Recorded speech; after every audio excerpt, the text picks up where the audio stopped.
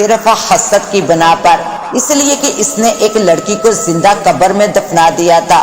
وہ لڑکی بے وفا نہ تھی بلکہ با وفا تھی، لیکن سوال یہ پیدا ہوتا تھا کہ ابھی تک وہ لڑکی اس قبر میں زندہ کیسے تھی۔ میں حصار سے باہر نکل آیا اور یقوت جن کو 3 بار بلایا تو وہ میرے سامنے تھا۔ کیا ہوا حمین، تمہیں سب پتہ چل گیا ہے کیا؟ یقوت نے بہت امید سے مجھ سے پوچھا، اور میں اسے ساری بات بتانے لگا تو اس کا منہ غصے سے لال پیلا ہونے لگا تھا۔ روشنی اس حد تک جا سکتی ہے، میں سوچ بھی نہیں سکتا تھا۔ اس وقت روشنی پر غصہ کرنے سے زیادہ ضروری اور باتیں بھی ہیں۔ مجھے سمجھ میں نہیں آ رہا کہ میں اس کا چہرہ کیوں نہیں دیکھ سکا تھا، کیوں اس کے منہ کے سامنے سیاہ دھواں پھیلا ہوا تھا۔ اس بات کا جواب تو اب ہمیں وہ خود دے گی، کیونکہ ہم ابھی اسی وقت یہ قبر کھود کر اسے باہر نکالنے والے ہیں۔ کیا کہہ رہے ہو تم؟ یہ کیسے ممکن ہے؟ قبر کھودنے کا سن کر ہی میرے ہاتھوں کے طوطے اڑ گئے تھے۔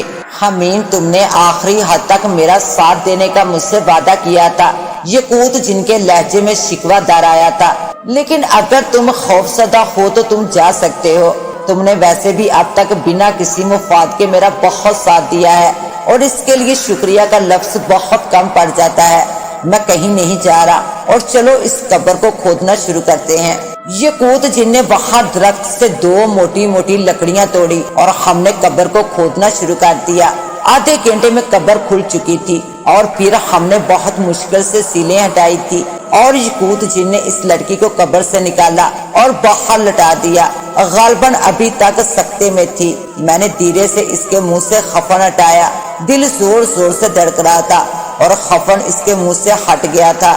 مجھے لگا وہ خفن میرے منہ پر پڑ گیا ہے، یوں لگا جیسے ہر شے ساکت ہو گئی ہو۔ قبرستان میں لگے ہوئے باری درخت مجھ پر آن گرے ہوں، کیونکہ خفن میں لپٹا ہوا جو وجود میرے سامنے تھا وہ میری رگ جان سے بھی قریب تھا۔ وہی تو تھی میرا پہلا پیار، میری پہلی چاہت، میری پہلی تمنا وہی تو تھی، جس کی وجہ سے میں حفصہ کے خوابوں کو سہارا نہ دے سکا تھا۔ یہ تو میں جانتا تھا کہ وہ کسی اور کی ہو گئی ہے، مگر یہ نہ پتا تھا کہ وہ منو مٹی تلے بھی چلی گئی ہے، اور وہ بھی زندہ۔ یا میرے رب، یہ کیا ہو رہا ہے؟ میں اٹھ کر وہاں سے جانے لگا تو یقوت جن نے مجھے نہ روکا۔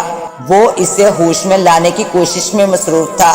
سعدیہ کو میں اپنے کالج ٹائم سے جانتا تھا، وہ پہلے ہمارے پڑوسی تھے اور اس کے بعد دوسرے علاقے میں شفٹ ہو گئے تھے۔ میں اس سے محبت کرتا تھا، بلکہ نہیں، محبت نہیں، میں اس سے عشق کرتا تھا، پاگلوں کی طرح اس سے پوچھتا تھا۔ اس سے اتنی مرتبہ اظہار کیا تھا میں نے، مگر اس نے کوئی جواب نہ دیا تھا۔ پھر وہ لوگ دوسرے علاقے میں چلے گئے۔ اس نے مجھے میسج کا جواب دینا بھی ترک کر دیا تھا، اور کچھ عرصے بعد اس کی شادی کا کارڈ ہمارے گھر آ گیا تھا۔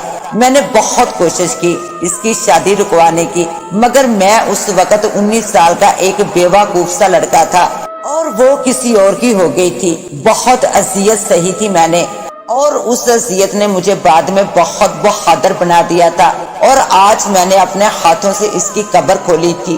کیا وہ واقعی اس جن یقوت سے پیار کرتی تھی، یہ جانتے ہوئے بھی کہ وہ ایک جن ہے؟ میں اپنے گھر واپس آ گیا تھا اور اپنے بستر پر کروٹ بدل رہا تھا۔ مجھے کسی پر چین نہیں مل رہا تھا۔ یہ سوچ کر تو جیسے دل آگ پر رکھا ہوا برف کا گولا بن جاتا کہ وہ کسی اور کے ساتھ تھی۔ وہ اذیت جو میں نے 2 سال پہلے اٹھائی تھی آج دوبارہ اس سے گزر رہا تھا، لیکن سعدیہ 2 سال سے اس بند قبر میں زندہ کیسے تھی؟ یہ ایک ایسا سوال تھا جو کسی صورت میں حل نہیں ہو رہا تھا۔ میں بستر پر کروٹ بدل رہا تھا، مگر دل کو کسی لمحے قرار نہ آ رہا تھا۔ اچانک مجھے اپنے پیچھے کسی کی موجودگی کا احساس ہوا۔ میں سمجھا کہ یقوت جن ہوگا، مگر جب میں نے پیچھے مڑ کر دیکھا تو وہاں یقوت جن کی منگیتر کھڑی تھی، جسے میں نے اپنے عمل کے بعد تصور کی نگاہ سے دیکھا تھا۔ حمین، تم سے بات کرنے آئی ہوں۔ میں سب جانتی ہوں کہ تم اس آدمزادی سعدیہ کی محبت میں گرفتار ہو، اور میرا محبوب جو کہ اب تمہارا دوست بن چکا ہے وہ بھی اسی پر مر مٹا ہے۔ وہ یہ بات بھول چکا ہے کہ وہ ایک آدمزادی ہے۔ تم اب میرے پاس کیا لینے کے لیے آئی ہو؟ میں نے لیٹے لیٹے کہا اور اپنے ہاتھ کو اپنی آنکھوں پر رکھ لیا۔ یقوت جن یہاں آنے والا ہے، میرے ساتھ چلو تم، یہاں ہمارا بات کرنا مناسب نہیں ہے۔ روشنی کا لہجہ چکنا ہو گیا تھا۔ مجھے کہیں نہیں جانا اور تم بھی مجھے میرے حال پر چھوڑ دو۔ تم لوگوں کے مسئلے ہیں اور میں ان سے دور رہنا چاہتا ہوں۔ تم یوں نہیں مانو گے۔ روشنی نے اتنا کہا اور آگے بڑھ کر میری کلائی پکڑ لی تو میرے جسم کو زور سے جھٹکا لگا اور سیکنڈ کے 1000ویں حصے میں اپنے گھر سے میلوں فاصلے پر ایک جزیرے پر تھا۔ میں ایک گھنے جنگل میں تھا اور مجھے پانی کے جھرنوں اور سمندر کی لہروں کی آوازیں آ رہی تھی اور اس سے پتا چل رہا تھا کہ یہ ایک جزیرہ ہے۔ میرے سامنے روشنی کھڑی تھی۔ کیوں لائی ہو مجھے یہاں؟ میں نے غصے سے پوچھا۔ کیونکہ میں نے تم سے بات کرنی تھی اور وہاں یقوت آنے والا تھا، روشنی ٹھنڈے لہجے میں بولی۔ اور صرف اپنی بات کرنے کے لیے تم مجھے کہاں لے آئی ہو؟ میں آس پاس حیرت سے دیکھتے ہوئے بولا، یہ ہماری دنیا ہے، وہ دنیا جس سے میرا اور یقوت کا اپنی پیدائش سے تعلق ہے۔ ہم یہاں پیدا ہوئے تھے، لیکن یہ تو کوئی ویران جزیرہ ہے۔ وہ مسکرائی۔ ہاں یہ جزیرہ ضرور ہے لیکن ویران نہیں ہے۔ اس میں اس وقت ہزاروں جنات تمہیں دیکھ رہے ہیں، لیکن تم انہیں نہیں دیکھ سکتے کیونکہ وہ نہیں چاہتے کہ تم انہیں دیکھ سکو۔ مجھے فضول میں ڈرانے کی ضرورت نہیں ہے۔ میں نے ناک سے گویا مکھی اڑائی تھی۔ اچھا یہ دیکھو پھر۔ اتنا کہہ کر اس نے کچھ پڑھ کر اپنے ارد گرد پھونک ماری تو دیکھتے ہی دیکھتے وہ جزیرہ مختلف قسم کے لوگوں سے بھر گیا تھا۔ ان میں کچھ یقوت اور روشنی کی طرح پیارے تھے اور کچھ تو بہت ہی زیادہ خوفناک تھے۔ کچھ تو لباس کی قید سے بالکل ہی آزاد تھے اور ان کے سیاہ اور سرخ لمبے ترنگے جسم بھیانک قسم کی ہیبت لیے ہوئے تھے۔ میں یہ سب دیکھ کر ڈر سا گیا تھا۔ نہ جانے میں کیوں ان جنات میں پھنس گیا تھا۔ بے اختیار میں نے یہ سوچا تھا۔ روشنی نے پھر وہی ورد پڑھ کر آس پاس پھونکا اور وہاں پہلے جیسی ویرانی چھا چکی تھی۔ میں روشنی کی طرف دیکھنے لگا تھا۔ اس کے چہرے پر ایک زہریلی مسکراہٹ پھیلی ہوئی تھی۔ کیا اب تم میری بات سنو گے؟ اس کے لہجے میں طنز کی کاٹ تھی۔ ہاں بولو، مجھے کیوں لائی ہو یہاں؟ دیکھو ہمین، تم اب تک ہمارے بارے میں بہت کچھ جان چکے ہو، لیکن ابھی تمہیں کچھ سوالوں کے جواب نہیں ملے اور میرے پاس ان سوالوں کے جواب ہیں۔ سعدیہ کی قبر کے کتبے سے اس کا نام کیسے مٹا تھا؟ میں نے پہلا سوال کیا۔ وہ میں نے تم لوگوں کے آنے سے پہلے مٹا دیا تھا۔ میں نے جب اپنے عمل میں ساری حقیقت جان لی تھی تو سعدیہ کے منہ کے سامنے سیاہ دھواں کیسا تھا؟ میں اس کا چہرہ کیوں نہ دیکھ سکا تھا؟ میں نے تمہارے عمل سے پہلے ایک ایسا منتر پڑھ لیا تھا کہ تم سعدیہ کو نہ دیکھ سکو، کیونکہ میں جان گئی تھی کہ سعدیہ ہی وہ لڑکی ہے جس سے تم محبت کرتے ہو۔ اور سعدیہ کو اتنا عرصہ تم نے زندہ کیوں اور کیسے رکھا؟ ہمین، میں تمہیں سب کچھ شروع سے بتاتی ہوں۔ روشنی نے میرے سوال کو نظر انداز کرتے ہوئے کہا، میرا اور یقوت کا رشتہ بچپن سے طے تھا۔ ہم دونوں ایک دوسرے سے محبت کرتے تھے، لیکن یقوت نے مجھ سے بے وفائی کی تھی۔ اس نے مجھے چھوڑ کر ایک آدم زادی کو اپنانے کا فیصلہ کر لیا تھا اور میں نے اپنی محبت کو بچانے کے لیے سعدیہ پر اپنی طاقتوں سے ساختہ طاری کر دیا تھا اور لوگوں نے اسے مردہ سمجھ کے دفنا دیا تھا، مگر میں انسانوں کے گندے خون سے اپنے ہاتھ نہیں رنگنا چاہتی تھی۔ اس لیے میں نے سعدیہ کی قبر میں ایک چھوٹا سا سوراخ بنا دیا تھا ہوا کی آمد و رفت کے لیے۔ میں نے 2 سال اس آدم زادی کو اپنی طاقتوں کے بال بوتے پر زندہ رکھا تھا۔ میں صرف یہ چاہتی تھی کہ یقوت میری طرف لوٹ آئے، مگر ہوا اس کے برعکس تھا۔ یقوت اس آدم زادی کو بے وفا سمجھنے لگا تھا کیونکہ اس کی طاقتوں نے اسے یہ تو بتا دیا تھا کہ وہ آدم زادی زندہ ہے، مگر وہ کہاں ہے یہ وہ نہیں جان پا رہا تھا کیونکہ میں نے پہلے سے ہی ایک بندش کی ہوئی تھی۔ اس بندش کی وجہ سے یہ یقوت کبھی نہیں جان سکتا تھا کہ اس کی محبوبہ زندہ قبر میں دفن ہے۔ میں سمجھ رہی تھی کہ اب میرا یقوت میرے پاس لوٹ آئے گا، مگر حائر محبت میں پالی ہوئی خوش گمانیاں، وہ وہاں آدم زادوں سے مدد مانگنے لگا۔ اس نے اپنی محبت کی وجہ سے اپنے وقار کو داؤ پر لگا دیا تھا، لیکن آدم زادہ ہم سے ڈرتے ہیں، کوئی بھی اس کی مدد کرنے کے لیے آمادہ نہیں ہو رہا تھا۔ اور پھر یقوت تم سے ملا، تم اس کا ساتھ دینے لگے اور تم لوگوں نے بہت سے سچ بھی جان لیے تھے۔ پھر میں نے تمہارے بارے میں اپنی طاقتوں سے جانکاری حاصل کی تھی۔ پھر پتا چلا کہ تم بھی اسی لڑکی سے محبت کرتے ہو۔ میں نہیں چاہتی تھی کہ تمہیں پتا چلے کہ یقوت کی محبوبہ اصل میں وہ لڑکی ہے جسے تم چاہتے تھے، کیونکہ یوں اس آدم زادی کو اور بھی ہمدردی مل جاتی اور یہ مجھے گوارا نہیں تھا۔ میں نے سعدیہ کی قبر کے کتبے سے اس کا نام مٹا دیا۔ میں نے اسی لیے تمہارے عمل میں تمہیں سعدیہ کا منہ نہ دیکھنے دیا، اور اب فیصلہ تم نے کرنا ہے۔ روشنی نے ایک ایک بات مجھے تفصیل سے بتا دی تھی۔ کیسا فیصلہ؟ میں نے حیرت سے پوچھا تھا۔ یہی کہ میرا ساتھ دو گے یا میرے خلاف قدم اٹھاؤ گے؟ تم مجھ سے کیا چاہتی ہو، اور تمہیں بھلا ایک انسان کے ساتھ کی کیا ضرورت ہے؟ میں چاہتی ہوں کہ تم اس سعدیہ کو لے کر ہماری دنیا سے بہت دور چلے جاؤ، لیکن پہلے یقوت کو احساس دلاؤ کہ اس کے لیے سعدیہ نہیں بنی، تمہارے لیے بنی ہے۔ اس کے لیے میں ہوں، صرف میں اور تم اب کچھ نہیں کر سکتے، کیونکہ وہ دونوں ایک دوسرے سے سچ میں محبت کرتے ہیں۔ تمہیں میں تمہاری دنیا میں دوبارہ چھوڑ کر آتی ہوں، تمہارے پاس کل تک کا وقت ہے۔ تم سوچ لو کہ تم میرا ساتھ دو گے تو اپنی کھوئی ہوئی محبت دوبارہ پا سکو گے۔ روشنی نے اتنا کہا اور میری کلائی کو ایک بار پھر پکڑا۔ پہلے کی طرح مجھے ایک جھٹکا لگا اور اگلے ہی لمحے میں اپنے کمرے میں تھا۔ روشنی مجھے ہزاروں فکروں میں غلطاں چھوڑ کر وہاں سے غائب ہو گئی تھی۔ جب ہو سکے تو بھلا دینا رنجش دل کی، کہ محبتوں کا اصول ہے درگزر کرنا۔ تیرے طرز تغافل سے گلا تو نہیں، ہمیں ہی نہ آتا تھا دلوں میں گر کرنا۔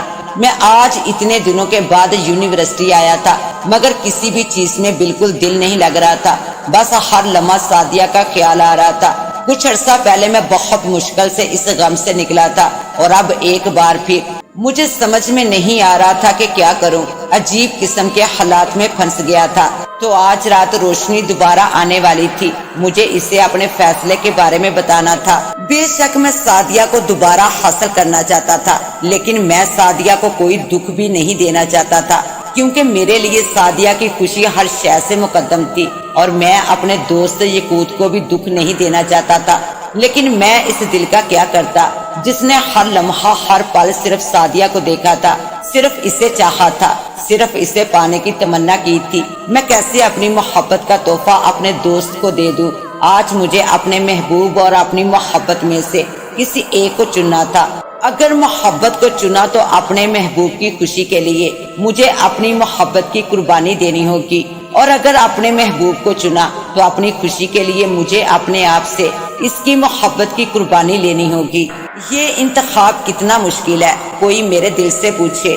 جیسے تیسے کر کے یونیورسٹی میں دن گزرا اور 3 بجے گھر واپس آ گیا۔ کھانا کھایا اور اپنے کمرے میں گھس گیا، دروازہ بند کیا اور یقوت کو 3 بار پکارا۔ وہ میرے سامنے تھا، آج اس کا چہرہ کھلا ہوا تھا، اس کی ساری اداسیاں غائب تھی، اور شاید کہ اس کی اداسیاں میری طرف ٹرانسفر ہو گئی تھی۔ یقوت آگے بڑھا اور میرے گلے لگ گیا، خوشی اس کے انگ انگ سے پھوٹ رہی تھی۔ حمین، میں بہت خوش ہوں، تم نے میری زندگی میں نئے رنگ بھر دیے ہیں، میں تمہارے احسانوں کا بدلہ کیسے چکاؤں گا؟ یقوت میرے گلے سے لگا ہوا یہ سب کہہ رہا تھا۔ پھر اچانک اس نے مجھے چھوڑا، یوں جیسے اسے کسی انہونی کا احساس ہوا۔ وہ ارد گرد چل کر اپنی ناک کو سکڑ کر کچھ سونگھنے کی کوشش کر رہا تھا۔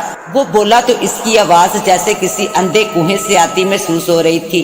یہاں اور کون آیا تھا حمین؟ کون آیا تھا؟ کیا مطلب؟ یہاں تمہارے علاوہ اور کون آ سکتا ہے بھلا؟ میں نے نظریں چراتے ہوئے کہا۔ اب تم مجھ سے جھوٹ بولو گے حمین؟ مجھے محسوس ہو رہا ہے کہ یہاں میرے علاوہ بھی کوئی غیر مری مخلوق آئی ہے۔ مجھے بتاؤ کون آیا تھا؟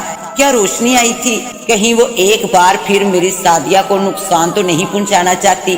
یقوت درست اندازے لگا رہا تھا، اور ان لمحات میں میں نے فیصلہ کر لیا تھا کہ مجھے کس کو چننا ہے، محبوب کو یا محبت کو۔ یقوت، میں نے تمہیں کچھ بتانا ہے، میں نے ہمت کا مظاہرہ کرتے ہوئے کہا۔ وہ سوالیہ نگاہوں سے مجھے تکنے لگا اور میں اسے سب کچھ سچ بتانے لگا۔ اپنی سعدیہ سے محبت سے لے کر روشنی سے ملاقات تک سب کچھ وہ چپ چاپ مجھے سنتا رہا اور میں بولتا رہا۔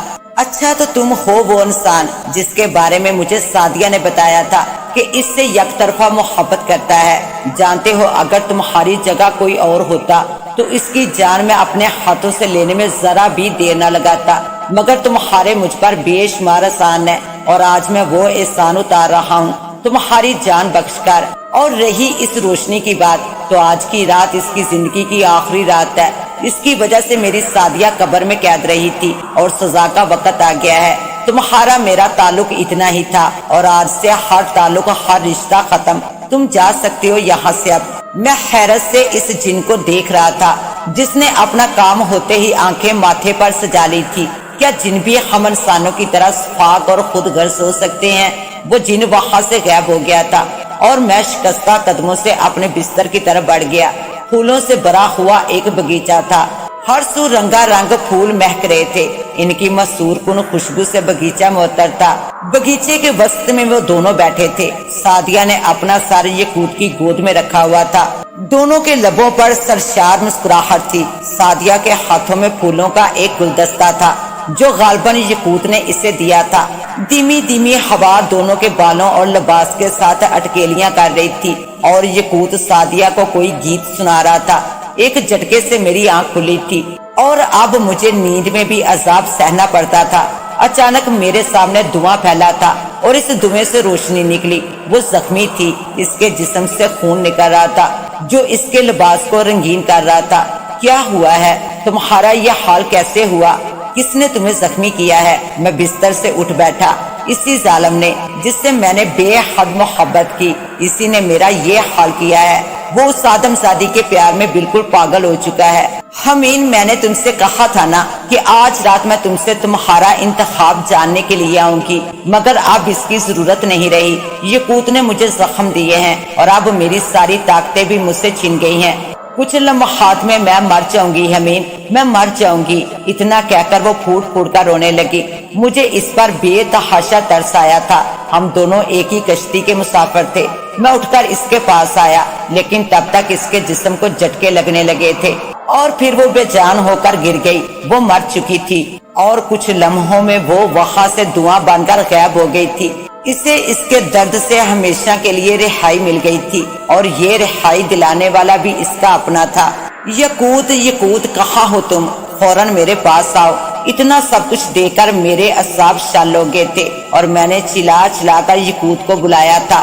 وہ میرے سامنے تھا، بہت بدل گیا تھا۔ اس کی معصومیت نہ جانے کہاں چلی گئی تھی۔ میں نے تم سے کہا تھا نا کہ اب ہمارا کوئی تعلق نہیں ہے، تو پھر مجھے کیوں بلایا ہے؟ وہ ناگوار خاطر لگ رہا تھا۔ تم نے روشنی کو اتنی سی غلطی کی اتنی بڑی سزا کیوں دی یقوت؟ وہ پیار کرتی تھی تم سے، نہ چاہتے ہوئے بھی میرے لہجے میں دکھ در آیا تھا۔ یہ میرا اور اس کا ذاتی معاملہ ہے، تم دخل مت دو۔ میں روشنی کے ساتھ کچھ بھی کروں، تمہیں کوئی غرض نہیں ہونی چاہیے۔ اتنا کہہ کر وہ چلا گیا اور میں اسے دیکھتا رہ گیا۔ وہ ایک جن تھا اور میں اس کا مقابلہ نہیں کر سکتا تھا۔ سوائے صبر کے میرے پاس کرنے کو کچھ بھی تو نہ تھا۔ جس درد سے میں اور روشنی گزرے ہیں، خدا کرے تم بھی اس درد سے گزرو۔ بے اختیار میرے دل سے بددعا نکلی تھی۔ مجھے نہیں پتا تھا کہ وہ بددعا میرے لیے کیا عذاب لانے والی ہے۔ میں کرسی پر بیٹھ گیا تھا اور میں نے اپنی زندگی میں آگے بڑھنے کا فیصلہ کر لیا۔ ایک ڈریم گرل کے خوابوں کو پورا کرنے کا فیصلہ۔ کسی کو تو اس کی محبت ملے نا، یہ میرے لیے آسان نہ تھا، لیکن زندگی میں آگے تو بڑھنا ہی تھا۔ وہ ایک نئی صبح تھی، نئے فیصلے کرنے کی صبح۔ میں امی کے کہنے پر ناشتے کی ٹیبل پر بیٹھ تو گیا تھا، مگر ناشتہ کرنے کا کوئی موڈ نہیں تھا۔ حمین، میں نے تم سے بات کرنی ہے، امی نے میرے ساتھ والی کرسی پر بیٹھتے ہوئے کہا۔ جی امی کہیے۔ میں سوچ رہی ہوں کہ رفت سے تمہارے رشتے کی بات کروں۔ تم حفصہ سے مل چکے ہو نا، تمہیں کوئی اعتراض تو نہیں ہے نا؟ میں نے خالی نگاہوں سے امی کو دیکھا۔ مجھے کوئی اعتراض نہیں ہے، میں نے کہا، اور اس کے بعد مجھے کوئی احساس نہ رہا تھا کہ میرے آس پاس کیا ہو رہا ہے، کیونکہ ہر شے ایک دم سلو موشن میں چلی گئی تھی۔ خیر، میں نے جیسے تیسے کر کے وہ دن شام تک گزارا تھا اور شام کو میں نے اپنے آپ کو کمرے میں بند کر لیا تھا۔ تھوڑی دیر میں میرے پاس میرے سامنے یقوت جن آ گیا تھا، مگر یہ کیا، وہ تو اداسیوں اور غموں کی زندہ تصویر بن کر آیا تھا۔ کل تک وہ بے حد خوش تھا اور آج اتنا اداس۔ حمین میرے دوست، میں تم سے معافی مانگنے کے لیے آیا ہوں۔ میں نے روشنی پر بھی بہت ظلم کیا ہے۔ میں پیار میں اندھا ہو گیا تھا اور مجھے میرے کیے کی سزا مل گئی ہے۔ آج صبح سعدیہ کو ایک سانپ نے ڈس لیا تھا، اس مرتبہ وہ سچ میں مر گئی ہے۔ اتنا کہہ کر وہ جن رونے لگا اور میں سکتے میں کھڑا اسے روتا ہوا دیکھتا رہا۔ مجھ میں بے لوث محبت کے سوا کچھ نہیں، تم چاہو تو میری سانسوں کی تلاشی لے لو۔ اتنے برس گزر گئے، یقوت اپنی دنیا میں لوٹ کر چلا گیا تھا اور اب شاید پہلے کی طرح بے چین ہو، کیونکہ مقتول کوئی بھی ہو، قتل جیسے بھی ہو، قاتل سکون سے نہیں رہ سکتا۔ یہی قدرت کا انصاف ہوتا ہے۔ اور یقوت جن قاتل تھا روشنی کا۔ میں نے بھی اس ڈریم گرل کے خوابوں کو سہارا دے دیا تھا، مگر میرا دل اور میری روح صرف سعدیہ کی تھی۔ یہ بات حفصہ بھی جانتی تھی اور کوئی اعتراض نہیں تھا۔ میں اکثر سعدیہ کی قبر پر جاتا ہوں اور اکثر ایک بات سوچتا ہوں کہ وہ محبت جس میں صرف محبوب کو پانے کی تمنا ہو، ایک بیماری کی طرح ہوتی ہے جو انسان کے دل کو لگ جاتی ہے اور دل کو بیمار کر دیتی ہے۔ جب انسان کا دل بیمار ہو جائے تو باقی کا بدن بھی کام کرنا چھوڑ دیتا ہے، اس لیے ایسی محبت سے بچنا چاہیے۔ اس کے ساتھ ہی اب مجھے دیں اجازت، ملتے ہیں انشاءاللہ ایک نیو کہانی کے ساتھ، تب تک کے لیے اللہ نگہبان۔